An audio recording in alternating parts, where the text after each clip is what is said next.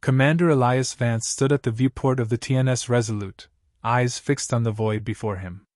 Tau Ceti IV's pale blue-green orb drifted beneath the stars, serene and indifferent. Yet, orbiting that planet now was a presence unlike any humanity had ever seen, a colossal ship of black crystal and glowing fissures, a dreadnought of the Galactic Accord. It loomed like an ancient monolith, dwarfing the human flagship, blotting out constellations. The bridge around Vance hummed quietly with restrained tension. The crew was still, faces sharp and unreadable. Months of training and political preparation had led to this moment. The galaxy's dominant power had come calling. The Accord did not negotiate out of kindness. "Commander," Lieutenant Chen whispered, breaking the silence. "They're opening a channel." A cold shimmer spread across the communications console.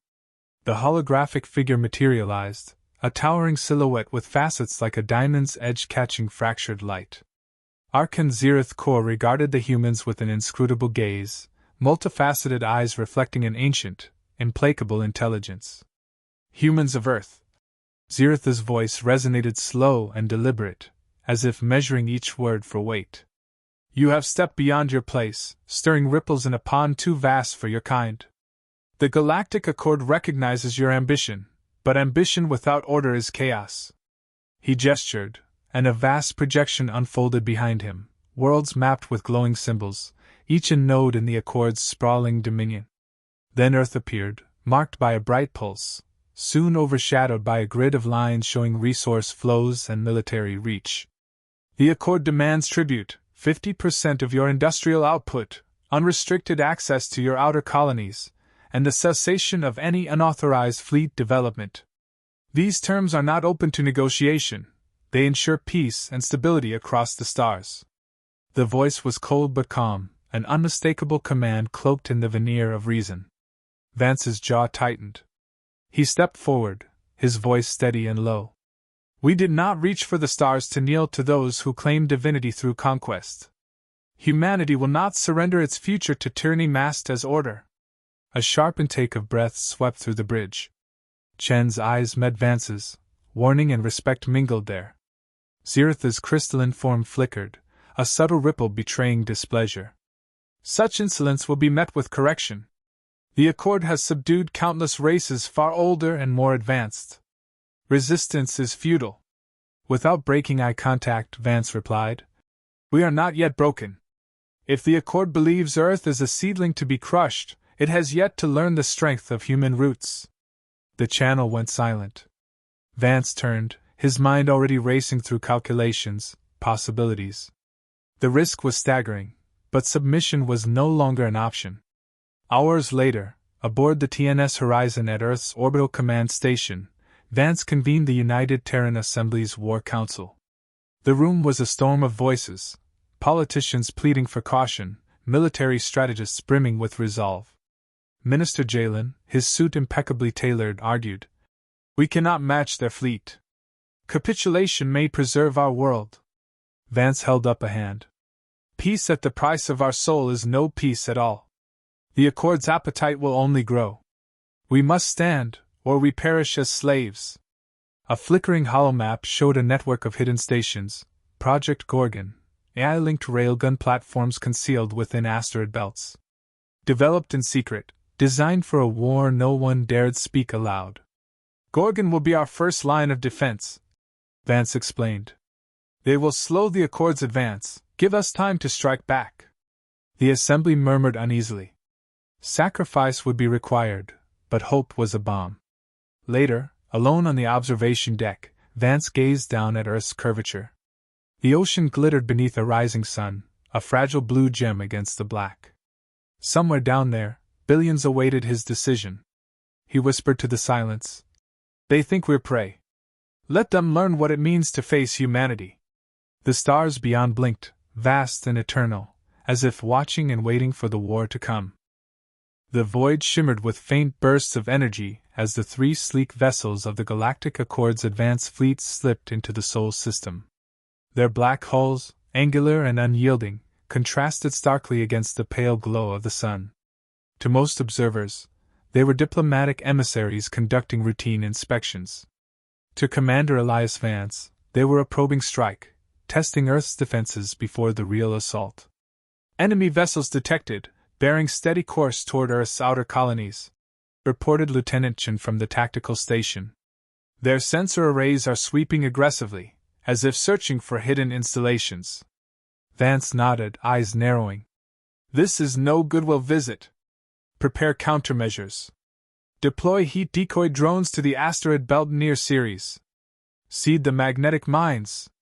A subtle tension tightened on the bridge as human ships slipped into motion. The plan was daring: lure the enemy into a deadly trap within the crowded debris fields, where their advanced sensors would be blinded by clutter, and the mines would tear through their hulls. Drones deployed. Mines are armed, Chen confirmed. Moments later, the first of the Accord ships entered the asteroid belt, its sensors pulsing erratically. The decoy drones flickered among the rocks, mimicking human fleet heat signatures. The dreadnought pursued, unaware of the invisible kill zone ahead. Then the magnetic mines detonated with silent precision. One ship's hull buckled, a rippling breach tearing through the alien metal like paper. Alarms blared aboard the dreadnought as cascading failures crippled its engines. Target destroyed, Chen announced. Two more ships retreated hastily, the third limping away with shields flickering. Back on Earth, the United Terran Assembly convened again, the victory overshadowed by grim reality. Minister Jalen's voice was strained. This attack confirms our fears. We risk annihilation. Must we escalate? Vance's gaze hardened. They planned this regardless of our choices. Our defense was swift but limited. We need more than quick strikes. We need allies. A cryptic message arrived then, a burst transmission encrypted in an alien dialect. Analysis identified the senders, the Rinkari, a reptilian species once enslaved and crushed by the Accord. Commander, Chen said, we have a message from the Rinkari. They offer intelligence and assistance. They want to strike back. Vance leaned in, reading the transcript. The Rinkari detailed the supply routes of the Accord flagship, Zoran's Spear, a heavily armored carrier critical to the enemy's operational capacity in the system. They want revenge, Vance mused. And so do we. Within days, a task force composed of human strike vessels and Rinkari stealth ships moved into the wreck fields, a graveyard of ancient war debris where sensors struggled to distinguish friend from foe. Deploy gravitational lensing coils, Vance ordered. Use them to bend railgun trajectories around obstacles. The Accord won't see our shots coming. The ambush was swift. Hidden among the asteroid clusters, human railgun platforms fired high-velocity projectiles, their paths curved unnaturally by gravity manipulation. The Zoran's Spear shuddered as kinetic impacts tore through its outer armor, sparks cascading across its hull. Damage report? Vance demanded. Critical breaches in primary shields. The carrier's maneuvering thrusters offline, Chen replied, barely hiding her disbelief. Ziritha's voice crackled over enemy channels, a mixture of fury and incredulity. They have breached the Invincible. This insolence will be punished. The Zoran's Spear exploded in a brilliant cascade of fire and debris, lighting the dark field like a nova. Back on Earth, the news shattered complacency. Vance faced a council divided. Some called for diplomacy, fearing full-scale war. Others saw the strike as a beacon of hope.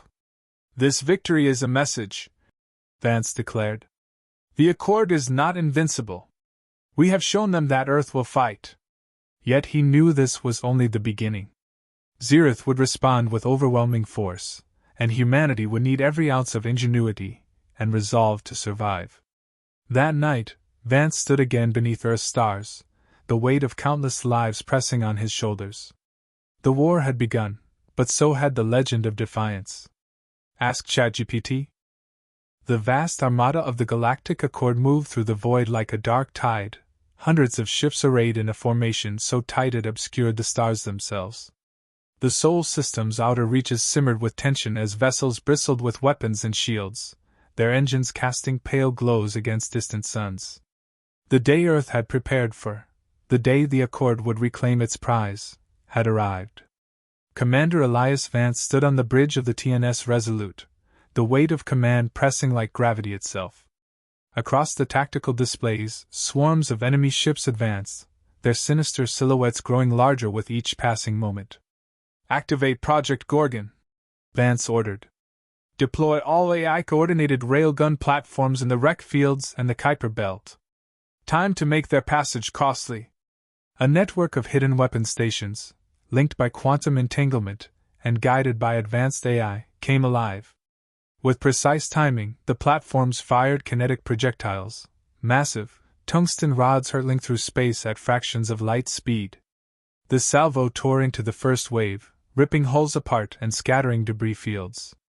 "Accord fleet taking heavy losses," reported Lieutenant Chen, her voice tense but controlled. "Their formation is faltering, but they're adapting." Vance studied the holographic display. The Accord's flagship, a towering dreadnought known as Zoran's Spear, peeled off from the main force and began a swift flanking maneuver toward the inner system. It aimed to bypass Gorgon's kill zones and strike Earth directly. "Predict their path," Vance commanded. "Prepare countermeasures." The moment was critical. The Zoran's Spear carried devastating weaponry and enough troops to overwhelm Earth's orbital defenses. Its arrival could break the human fleet's spirit. Vance's tactical officer, Captain Mara Ellison, spoke up. "We can't engage them head-on, sir. Their shields outclass ours by orders of magnitude." Vance's mind raced. "Then we don't engage head-on. Initiate Operation Stormbreaker. Prepare the fusion cascade in Jupiter's upper atmosphere. We'll use the planet as a weapon." Ellison blinked, understanding the gamble. "Detonating fusion charges so close risks collateral damage." Vance's gaze hardened. "We lose a few ships to save billions." Minutes later, a chain of fusion charges, long hidden beneath Jupiter's swirling clouds, ignited in sequence. The resulting explosion unleashed an electromagnetic pulse of unprecedented scale. Power flickered across the Accord's fleet as their sensors failed and communications dropped. "Now!" Vance shouted. "All units, press the attack!" Human ships surged forward, exploiting the blind spots in the Accord's defenses. Missiles streaked through the darkness, and railguns carved fiery trails. The battle transformed into a chaotic ballet of destruction. But the Zoran's Spear remained a looming threat, cutting through debris toward Earth's orbital space. Vance made a decision. He ordered the Resolute to intercept. The flagship's sleek design and experienced crew were humanity's best hope. As the two colossal vessels closed, an eerie silence settled on the bridge, broken only by tactical readouts and the steady rhythm of breathing. Vance opened a secure channel. "Zerith," he said, voice steady but laced with defiance. "Your arrogance blinds you. This war is not one you will win with fire alone." Zeritha's crystalline form appeared on the display, his multifaceted eyes narrowing. "You are but insects clinging to a rock. Your resistance is amusing but futile." "Perhaps," Vance replied. "But even insects can bite." The dreadnought unleashed a barrage of plasma bolts. The Resolute weaved through the storm, returning fire with calculated precision. The duel was both a test of firepower and minds, each commander anticipating the other's moves. Then, just as Zerith prepared to deliver a crushing blow, stealth ships slipped through the chaos, Rinkari allies who had sworn vengeance. Their precise strikes disabled the dreadnought's engines, halting its advance. "Reinforcements have arrived," Vance said quietly, eyes scanning the battlefield. With the flagship crippled, Vance faced a choice. A single well-aimed volley could annihilate Zeritha's vessel, ending the threat permanently. But the commander hesitated. He sent a terse message across all frequencies. "Tell the Accord what happened here. Tell them Earth stood." The message was a declaration and a warning. Vance knew that crushing the enemy outright would only breed deeper hatred and endless cycles of war. Showing strength, yes, but leaving room for fear and respect. Zeritha's image flickered, then faded. The dreadnought began a slow, retreating course. The battle raged on for hours, but the tide had turned. Accord ships withdrew, their formation breaking apart. Back on Earth, the battered human fleet limped home. Vance stood on the Resolute's bridge, staring out at the distant blue planet. The stars above seemed to pulse with quiet applause. He allowed himself a rare, tired smile. They came for tribute, he whispered. We gave them a war they will never forget. Asked ChatGPT.